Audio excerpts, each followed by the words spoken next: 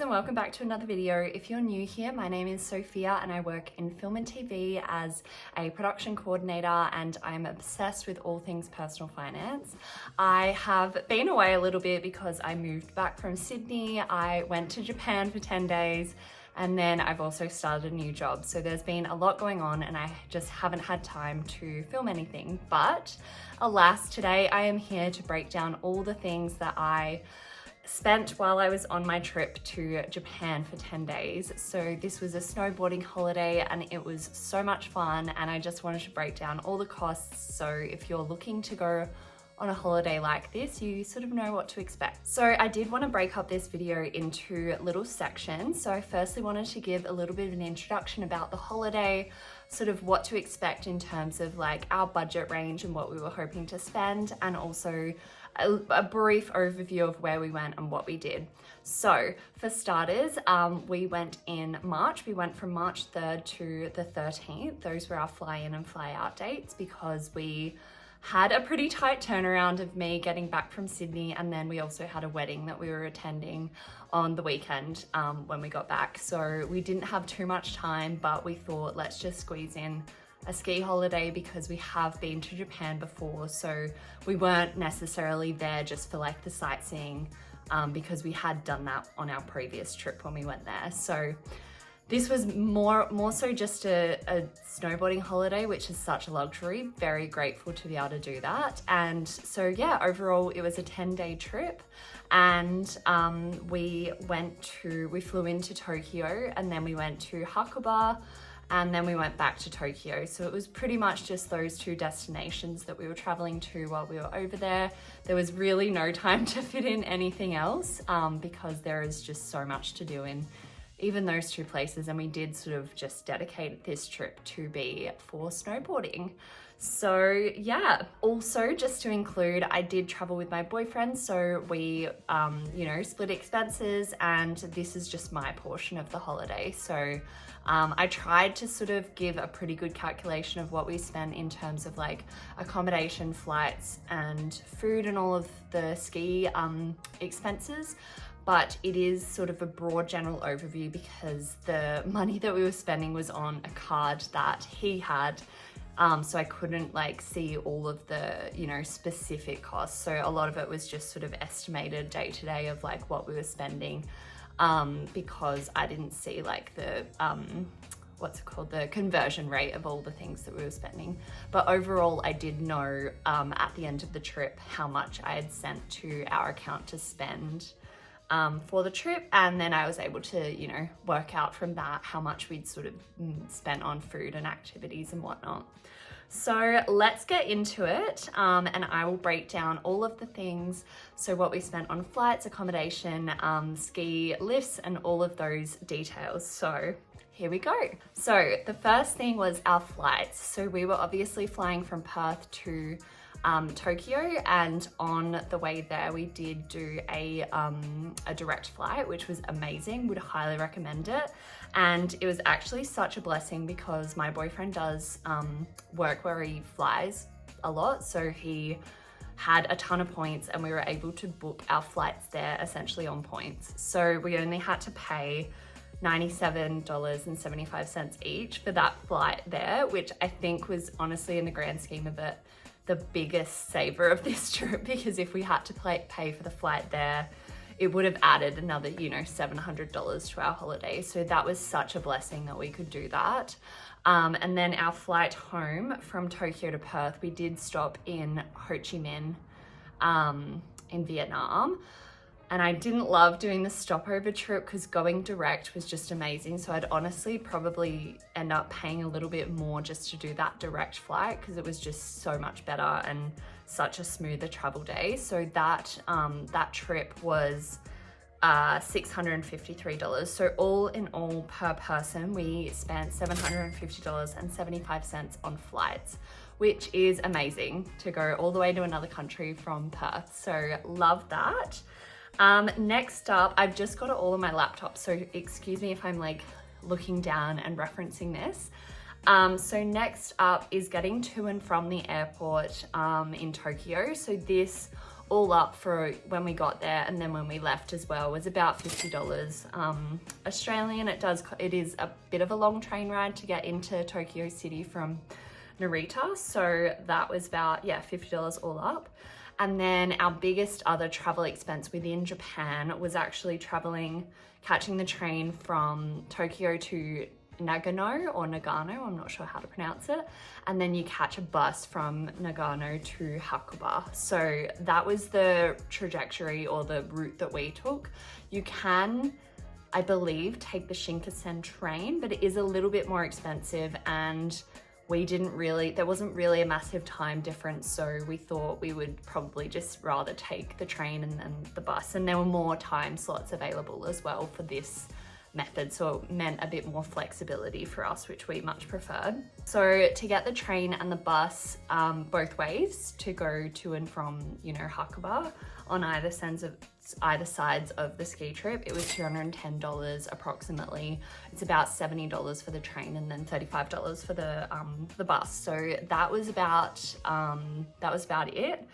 We actually paid for 2 nights in Tokyo, but we landed early in the morning on the 4th, and we'd actually paid for the night before so that we could just check straight in, which was fine. It was probably a little bit of a waste of money, but it wasn't that expensive. So we did pay for 2 nights there, the 3rd to the 5th, and that was $270 total. So it was $135 per person. So pretty affordable. We stayed at an APA hotel. They are everywhere in Tokyo. They're really affordable. They're super clean, quite reliable, easy to check in, easy to check out. And they're just very, you can get them sort of anywhere in Tokyo. So they're quite central to where you need to be. And then we stayed at a place called Hakuba Share in Hakuba. It was okay. It was very, very basic, not the nicest place, to be honest. It was pretty subpar, but to be honest, Snow Machine was on at the same time, so there actually wasn't that much available. So we just grabbed this and held on to it because we were kind of looking for somewhere else to pop up, but nothing did. And then, it was fine. It wasn't anything special. Wouldn't recommend it. Wouldn't say it's horrible, but I probably would end up staying, as a recommendation, I would end up staying in Happo or Ecoland if I was to go back, but probably most likely Happo, because that has a lot more restaurants and cafes and stuff going on. So it's a lot easier to, get dinner and, have a break from snowboarding without having to catch a shuttle back to your accommodation and whatnot. So that was our accommodation in Hakuba, and that was $870.32.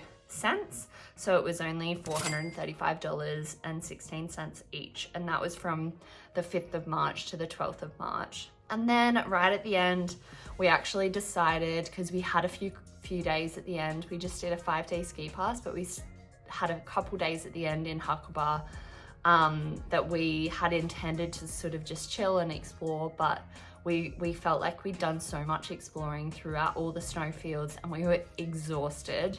And so we decided to go back to Tokyo a day early and stay 2 nights in Tokyo before we flew out, because we had a really early flight on the 13th for our departure. So we ended up staying in Tokyo from the 11th to the 13th.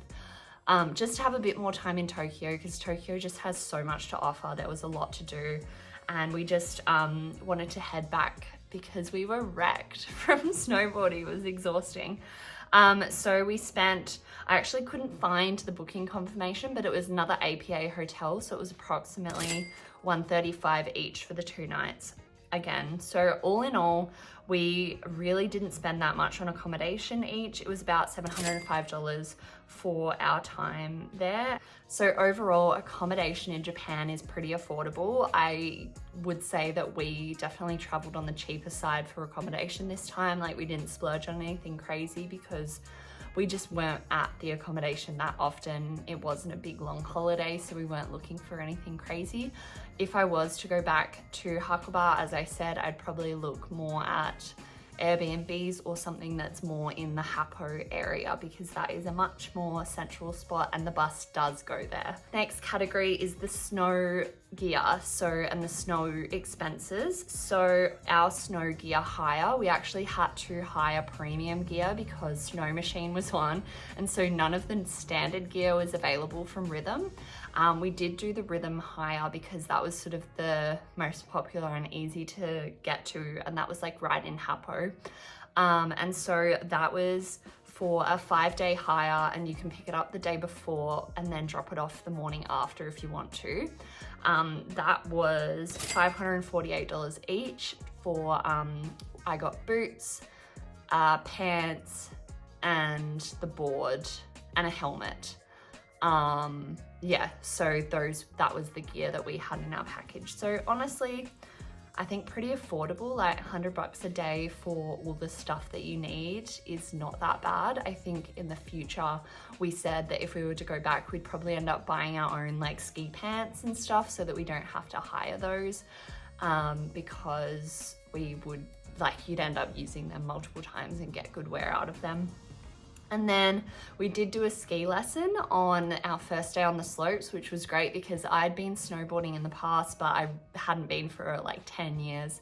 And my boyfriend had never been snowboarding before. So this was like essential, and honestly recommend it because it makes you a lot more confident getting on and off the chairlift, and also just like getting accustomed to being on the slopes again, and, you know, re-triggering those memories of when you've done it in the past if you have. And thankfully it came back to me pretty easily, which was good.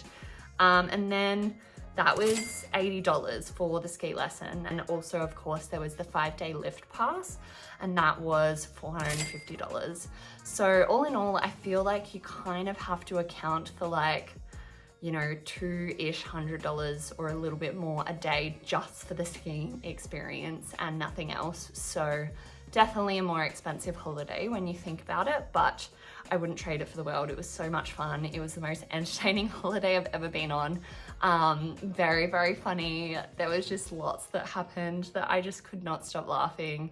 Like eating shit on the slopes. There's just nothing more iconic. It was so much fun. We did do a little bit of a splurge dinner. So we went to Hybrid, which is a really, really delicious restaurant in Hakuba, in sort of like where they had the Olympics village, which was really cool. So we went there, and that was $148.50 for my half. So it was definitely more expensive, but we did do like a feed me menu. So we got 10 courses, and that was amazing. Absolutely loved it. It wasn't specifically Japanese food, so I think that was probably the only downside, was it wasn't that authentic Japanese experience, but it was delicious food nonetheless. Really, really yummy. It was run by this Canadian guy who, he was actually there, so that was really cool. And yeah, overall, really delicious restaurant. Would recommend. Really intimate. It was very small, so like you'd have to definitely book in if you're wanting to go to this restaurant. And then I would say I wasn't able to pinpoint like and break down all of my expenses in every category of like spending money and like food and all of that, because it was just sort of lump sum bits of money that I'd send to the card that we were using. So a bit harder to track, unfortunately. But all in all, I spent about $846.50 on all sort of food, activities, spending money. I didn't go shopping or do anything crazy. I think the most I spent was like $50 on some like face masks and skincare. So this was mostly like food and snacks and like shuttle tickets for the bus, train tickets, and overall just like those little expenses throughout the trip. So all in all, it was about $84.65 a day. So I think if you're planning on going to Hakuba and going snowboarding, you'd probably need a budget about $300 a day for like food, skiing, and all of that. And then you'd have probably accommodation on top of that, because all in all, it was about $378 a day for this trip. So our grand total was, for just me, for this whole trip, including flights, accommodation, you know, all of the ski stuff for 10 days, was $3,788.91. So Honestly, I don't think that's awful. I think that is a pretty reasonable amount to spend on a ski trip, because you are, you know, making those bigger purchases for the ski gear and the ski lift. So once you take those into account, it does add up quite a bit. But overall, I would say Japan is not an expensive city. Or place to travel to. Tokyo is really accessible, has some really cheap options in terms of like food getting around and activities to do that don't cost a lot of money. Like, just walking around and doing window shopping is something that we really enjoyed doing in specific areas that were just so much fun. And I would really recommend a trip to Japan. The people are exceptionally wonderful. They're so kind and accommodating, and I think it is just a beautiful place to explore. I've been to a lot of different parts of Japan now, which is really exciting, and I'm honestly looking forward to going back, because now that I've been this one time to Hakuba, I really want to go back and do it again and stay in Happo, and I'll have a really good idea of where the good spots are, and I would love to just go back and keep exploring, because it was so much fun. It is exhausting. And I think if we go back, what we said we would do is actually break up our ski pass. So we do, a 3-day ski pass, have a day off to rest and recover, and then do another 2-day pass or a 1-day pass, because 5 days in a row of snowboarding was pretty intense. And by the end, my neck was very sore because I did fall and get pretty bad whiplash on one of the days. And that was really not fun. And I did fall onto my tailbone once when we were night skiing, which was another expense that I forgot to mention, which would be taken out of, my like activity expenses. But we did do night skiing, which was about $50 per person for 3 hours on the slopes. And that was amazing. It was so much fun. They clean this or, grade down the slopes so they're really fresh. And it is a really cool experience to do like the night skiing.